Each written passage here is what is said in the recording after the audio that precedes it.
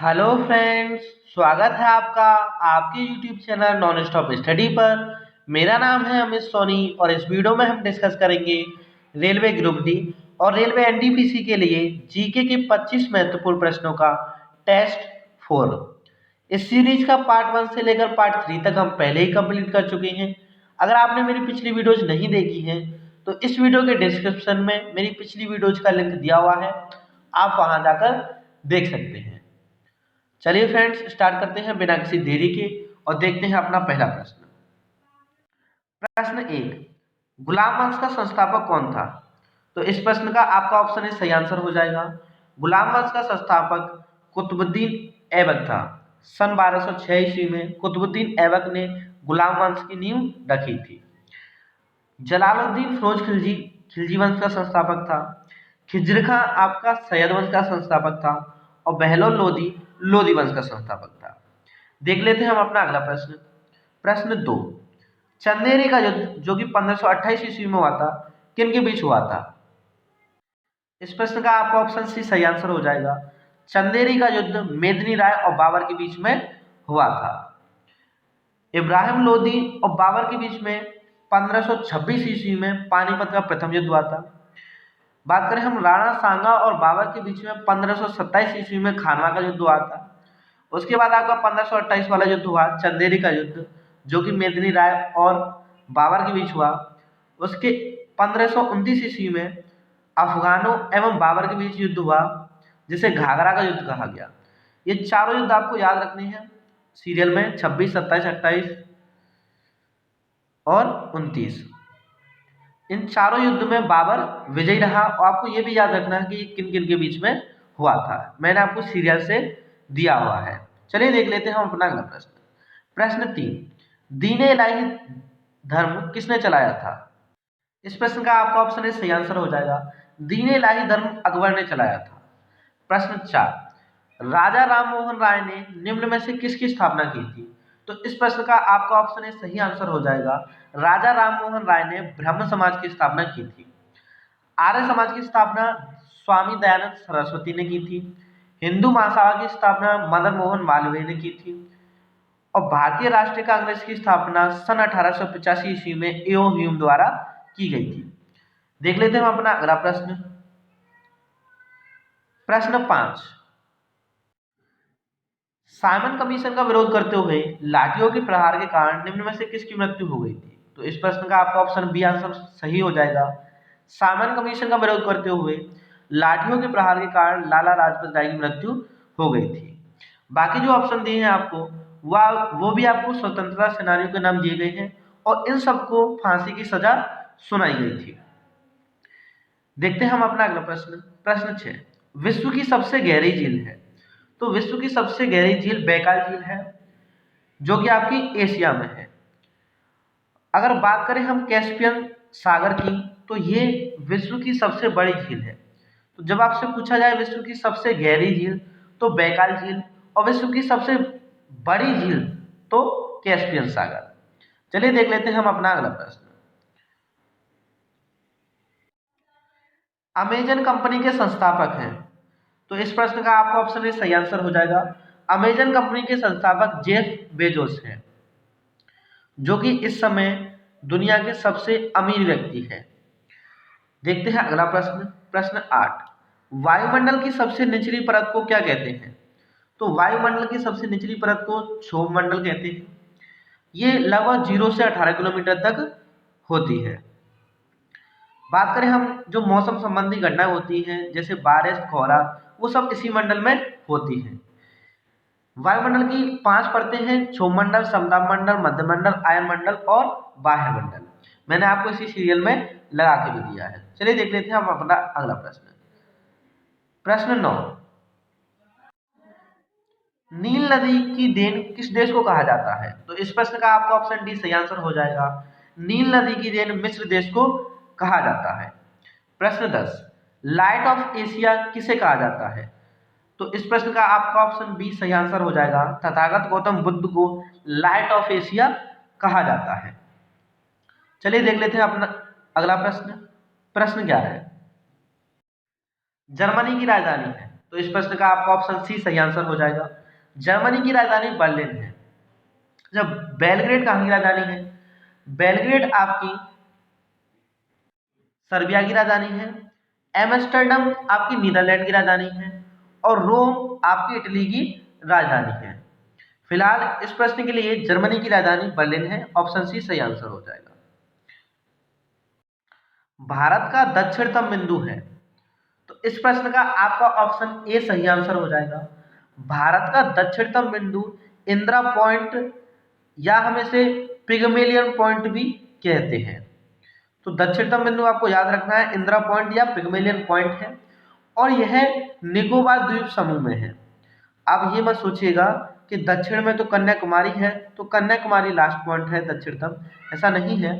दक्षिणतम बिंदु इंदिरा पॉइंट है जिसे हम पिगमेलियन पॉइंट भी कहते हैं। उत्तरी बिंदु इंदिरा कोल है और सरक्रीक जो है आपका वो पश्चिमी बिंदु है जो कि आपका गुजरात में स्थित है।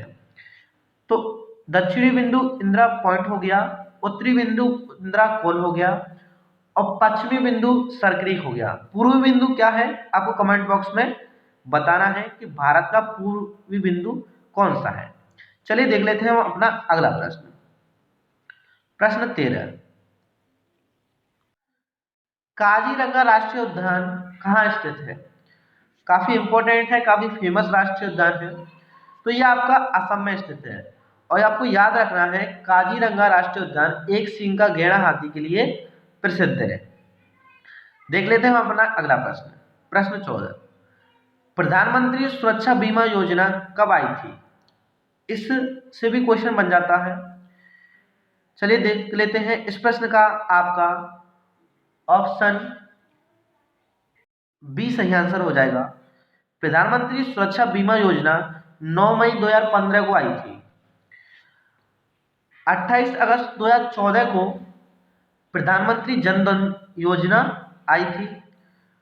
2 अक्टूबर 2014 ये तो याद होगा स्वच्छ भारत योजना आई थी और ये आपकी लेटेस्ट में आपको याद रखना है 26 मार्च 2020 को प्रधानमंत्री गरीब कल्याण योजना आई थी। तो आपको चारों योजनाएं याद रख लेनी है। इस प्रश्न के लिए फिलहाल ऑप्शन बी सही आंसर है। चलिए देखते हैं हम अपना अगला प्रश्न। प्रश्न 15, भारतीय रिजर्व बैंक का लेखा वर्ष होता है। काफी इंपॉर्टेंट प्रश्न है। इस प्रश्न का आपका ऑप्शन सी सही आंसर हो जाएगा। भारतीय रिजर्व बैंक का लेखा वर्ष जो होता है अकाउंटिंग ईयर वो 1 जुलाई से 30 जून तक होता है, जबकि भारतीय सरकार का वित्तीय वर्ष 1 अप्रैल से 31 मार्च तक होता है। ये न्यूज में इसलिए इंपॉर्टेंट है क्योंकि इसे बदलने का विचार किया जा रहा था लेकिन अभी बदला नहीं गया है। तो जब तक के लिए नहीं बदला जाता तब तक के लिए तो ऑप्शन सी सही आंसर हो जाएगा। जब बदल दिया जाएगा तब शायद ऑप्शन ए सही आंसर हो। तो फिलहाल इस प्रश्न के लिए ऑप्शन सी सही आंसर है।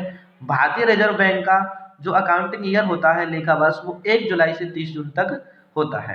याद कर लीजिएगा, काफी इंपॉर्टेंट है और न्यूज में भी बना था।